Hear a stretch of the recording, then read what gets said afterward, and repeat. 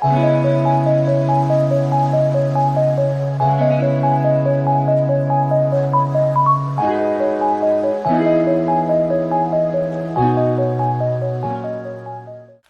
दोस्तों, फिर से स्वागत है आपके अपने यूट्यूब चैनल पे जिसका नाम है Learn With Edu Funder. This side Kaushal Jaiswal.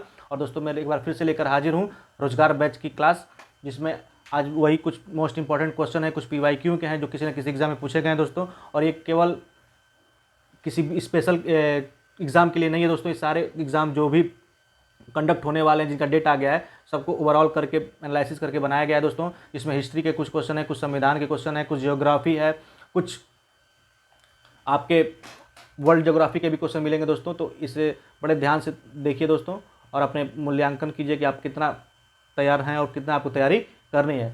अगर एक बार आवाज़ और सही हो तो चलिए आज का क्लास स्टार्ट की जाए। ओके दोस्तों, चलिए आज का क्लास स्टार्ट करते हैं। एक मिनट मैं इंक ले लूँ। हमारा पहला क्वेश्चन है कि दिल्ली शहर की स्थापना किस वंश के शासकों ने की? दिल्ली शहर की स्थापना किस वंश के शासकों ने की थी? पहला है तोमर शासकों ने, दूसरा खिलजी वंश ने, तुगलक शासकों ने, या फिर लोधी वंश ने। बताएं दोस्तों कि दिल्ली शहर की स्थापना किस वंश के शासकों ने की थी? दोस्तों ये सीक्वेंस बड़ा याद करना पड़ेगा आपको कि सबसे पहले दिल्ली शासक में कौन आया, उसके बाद से कौन सा वंश आया, उसके बाद से कौन सा वंश आया, मुगल कब आए, इत्यादि इत्यादि आपको देखना पड़ेगा। वैसे मैं हर एपिसोड में क्वेश्चन डालता रहता हूं मैं दिल्ली को लेके। तो दोस्तों दिल्ली शहर की स्थापना तोमर शासकों ने की थी। सबसे पहले कौन स्थापना किया था इसकी? तोमर शासकों ने। सेकंड है किसके समय में सबसे ज्यादा मंगोलों के आक्रमण हुए? किसके समय में सबसे ज्यादा मंगोलों के आक्रमण हुए? तुगलकों के समय, बाबर के काल में, अलाउद्दीन के समय, या शेर शाह सूरी के समय?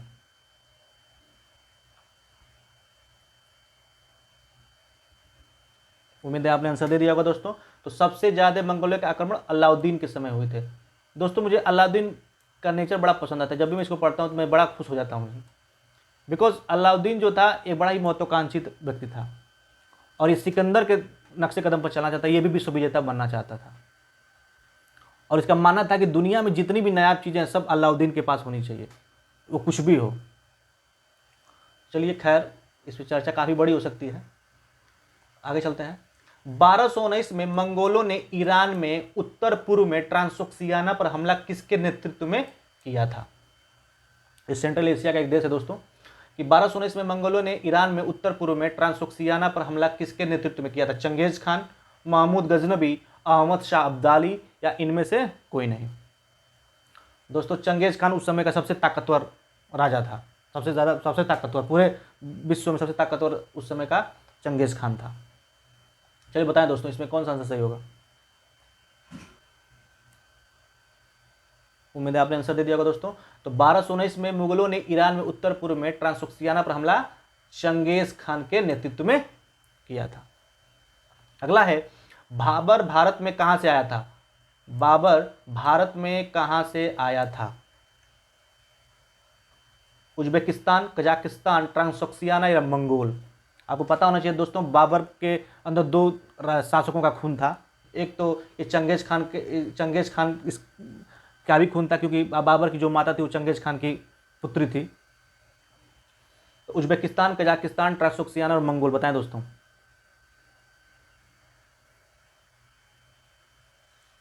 उम्मीद है आपने आंसर दे दिया होगा दोस्तों। तो बाबर भारत ट्रांसोक्सियाना से आया था। लाल बहादुर शास्त्री की मृत्यु कहां हुई थी? लाल बहादुर शास्त्री की मृत्यु कहां हुई थी? ताशकंद, कश्मीर, उज्बेकिस्तान, या इनमें से कोई नहीं?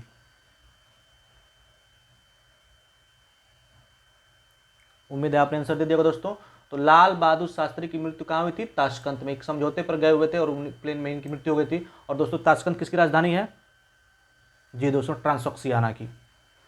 बुलंद दरवाजा किसने और कब बनवाया था? आपको पता ही होगा दोस्तों बुलंद दरवाजा कहाँ है? फतेहपुर सिकरी। और किसने बनवाया था और क्यों बनवाया था? ये पूछ रहा है कि अकबर बनवाया था, या अलाउद्दीन बनवाया था, या मोहम्मद बिन तुगलक ने बनवाया था?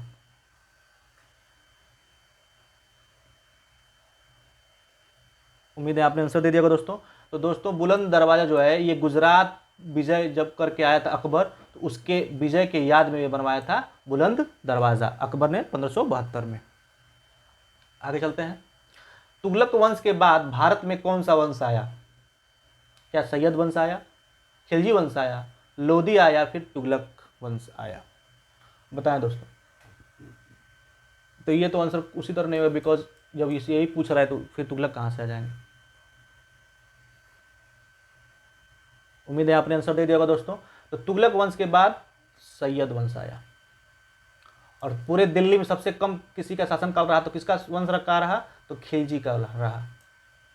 सबसे कम शासन खिलजी वंशों ने किया। 1200 आई थिंक 1206 में खिलजी वंश आया था ये, और अलाउद्दीन 1296 के करीब में राजगद्दी पर अपने ससुर को मार के बैठा था। आगे चलते हैं। इसमें गलत चुनना है दोस्तों। वेनसंग क्या जो यात्री है वो चीन का था, या फिर इब्न बतूता मोरक्को का था, या फिर मेगास्थनीज ग्रीस का मतलब यूनान का था जो इस समय ग्रीस है, या फिर फायान रूस का था? इसमें कौन सा गलत है?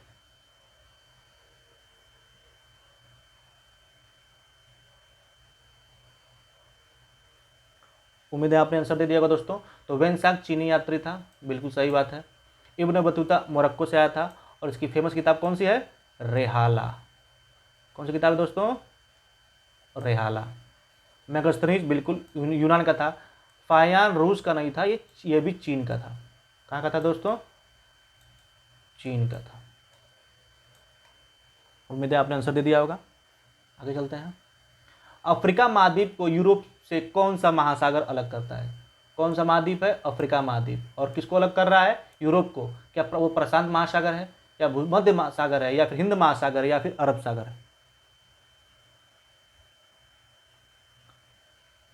उम्मीद है आपने आंसर दे दिया होगा दोस्तों। तो अफ्रीका महाद्वीप को भूमध्य सागर अलग करता है। भारत में पहली जीआई टैग मतलब जियोग्राफिकल आइडेंटिफिकेशन, इसका फुल फॉर्म हुआ क्या हुआ दोस्तों? Geographical identification. आइडेंटिफिकेशन किसको और किस लिए मिला है? क्या दार्जिलिंग को चाय के लिए मिला है? मध्य प्रदेश को चंदेरी सिल्क, आपको पता ही है कि चंदेरी सिल्क मध्य प्रदेश में फेमस है, जहाँ यहाँ का एक बड़ा प्रसिद्ध शासक था मेदिनी राय, आपको पता होगा। कन्नौज जो यूपी में है, ये वहाँ इत्र बहुत ज़्यादा बनती है, इसलिए इत्र के लिए प्रसिद्ध है वो। या फिर कश्मीर जो इस समय पाक अधिकृत क्षेत्र में था, उसका कुछ भाग है जहाँ वहीं पे केसर का उत्पादन होता है, क्या उसके लिए जीआई टैग मिला है? इन चारों में से जीआई टैग किसको मिला है दोस्तों सबसे पहले? उम्मीद है आपने आंसर दे दिया होगा। तो दोस्तों भारत में पहली जीआई टैग दार्जिलिंग को मिली थी चाय के लिए। आगे चलते हैं। अगस्त प्रस्ताव 1940 में 1940 में किसके द्वारा लाया गया था? अगस्त प्रस्ताव 1940 में किसके द्वारा लाया गया था? विलियम बेंटिक, कॉर्नवालिस, लिनलिथगो, या फिर लॉर्ड डफरिन? ये दोस्तों जितने दिख रहे हैं आपको ये वायसराय, ये इन्होंने बड़े अच्छे अच्छे काम किए हैं उनकी दृष्टि में, कुछ अपनी दृष्टि में भी सही है। बताएं दोस्तों। उम्मीद है आपने आंसर दे दिया होगा दोस्तों। तो सबसे पहले आंसर बनाने से पहले बताना चाहूँगा, आपको पता ही होगा विलियम बेंटिक कौन है। तो इस विलियम बेंटिक हुआ जिसे 1929 में सती प्रथा को राजा मोहन राय के संपर्क से खत्म किया था। लॉर्ड डफरिन, इसका सबसे अच्छा तरीका है डफर, आपको पता है ना डफर। तो कांग्रेस की स्थापना उसी के काल में होगी जो बुद्धि से डफर ही होगा, तभी अपना ही पैर पे कुल्हाड़ी मारेगा कांग्रेस की स्थापना करा के। तो कांग्रेस की स्थापना किसके समय हुई थी दोस्तों? लॉर्ड डफरिन के समय। कॉर्नवालिस आपको पता ही है, ये सिविल सर्विस का जनक है कॉर्नवालिस। तो दोस्तों अगस्त प्रस्ताव लिनलिथगो के समय हुआ था और इसने ही लेकर आया था, तो लिनलिथगो हमारा सही ऑप्शन है दोस्तों। अगला है, वह स्थान जहाँ चारों दिशा की ट्रेन आकर मिलती है जिसे डायमंड क्रॉसिंग कहते हैं, वो है कहाँ है? मतलब ईस्ट वेस्ट नॉर्थ साउथ चारों ट्रेनें आकर एक जगह मिलती है, मतलब यहाँ पे वो कहाँ है? नागपुर में है, महाराष्ट्र में, त्रिचापल्ली में, या कोयम्बटूर? उम्मीद है आपने आंसर दे दिया होगा दोस्तों। तो वो नागपुर में एक जगह है जहाँ पे चारों दिशाओं की ट्रेन आके मिलती है। आगे चलते हैं। भारत में अंग्रेजी शिक्षा का मैग्ना कार्टा कहा जाता है? मैकाले पत्र को, अगस्त प्रस्ताव को, चार्ल्स का वुड्स डिस्पैच, या फिर इनमें से कोई नहीं? कोई नहीं। बताएं दोस्तों कौन सा आंसर होगा। उम्मीद है आपने आंसर दे दिया होगा। तो भारत में अंग्रेजी शिक्षा का मैग्ना कार्टा किसे कहा जाता है? चार्ल्स का वुड्स डिस्पैच। अगला है संविधान से रिलेटेड क्वेश्चन है, अनुच्छेद 15, 16, 19, 29, 30 किसको मिले हैं? केवल भारतीयों को, केवल विदेशियों को, या फिर भारतीय और विदेशी दोनों को, या फिर किसी को नहीं? ये डी ऑप्शन है।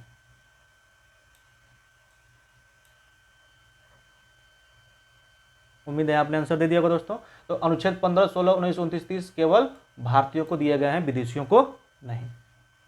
आगे चलते हैं। विश्व की एकमात्र नदी कौन सी है जो मकर रेखा को 2 बार काटती है? किसको काटती है? मकर रेखा को 2 बार काटती है। ऑरेंज नदी है, मिशिगन नदी है, लिम्पोपो नदी है, या फिर इनमें से कोई नहीं?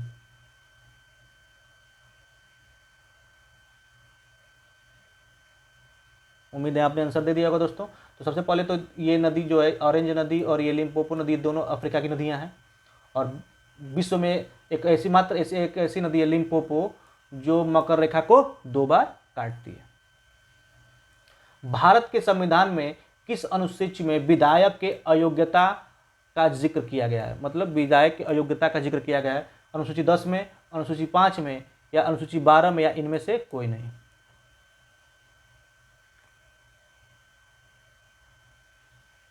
उम्मीद है आपने आंसर दे दिया होगा दोस्तों। तो भारत के संविधान में विधायक की योग्यता किस अनुसूची में है? अनुसूची 10 में। आगे चलते हैं। विषुवत रेखा पर चक्रवात कभी नहीं बनता क्योंकि?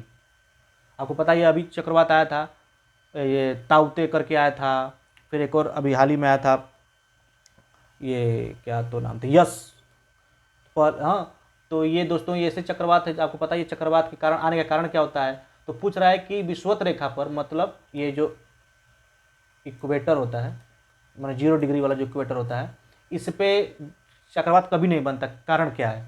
क्या वहाँ सूर्य सीधा चमकता है, क्या वहाँ गुरुत्व बल अधिक है, या फिर कोरियोलिस बल का अभाव है, या फिर यहाँ पर दिन वर्षा होती है?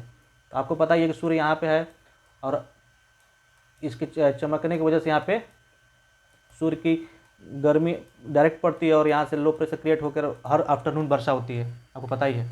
तो दोस्तों ये पूछ रहा है कि चक्रवात क्यों नहीं यहाँ बनता है, इसका कारण, मेन कारण क्या है? What is the main reason behind it? उम्मीद है आपने आंसर दे दिया होगा दोस्तों।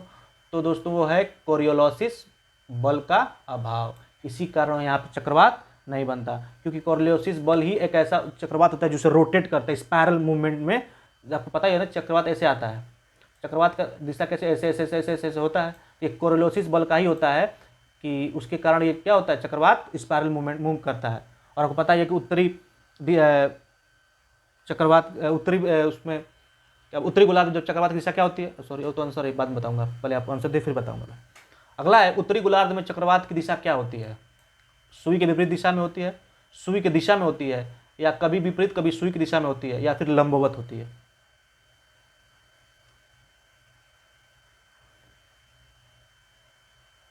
उम्मीद है आपने आंसर दे दिया होगा। तो उत्तरी गोलार्ध में चक्रवात की दिशा कैसी होती है दोस्तों? सुई के विपरीत होती है, मतलब एंटी क्लॉकवाइज घूमता है। और दक्षिणी गोलार्ध में सुई के दिशा में होती है। जैसे जैसे मतलब उत्तरी गोलार्ध में जब चक्रवात बनेगा, जैसे मान लीजिए ये मान लीजिए मैप है, तो अगर ये साउथ में अगर जो बनता है तब तो ये सुई की दिशा में चलेगा दोस्तों, सुई की दिशा में, सुई की दिशा ऐसे ऐसे इसका मूवमेंट होगा। और अगर जो ऊपर दक्षिणी गोलार्ध में बनता है तो इसका मूवमेंट कैसे होगा? ऐसे ऐसे होगा।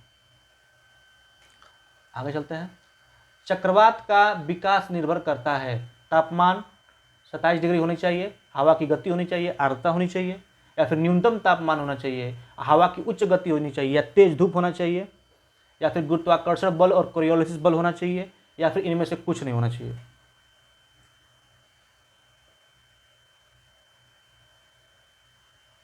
उम्मीद है आपने आंसर दे दिया होगा। चलिए देखते हैं।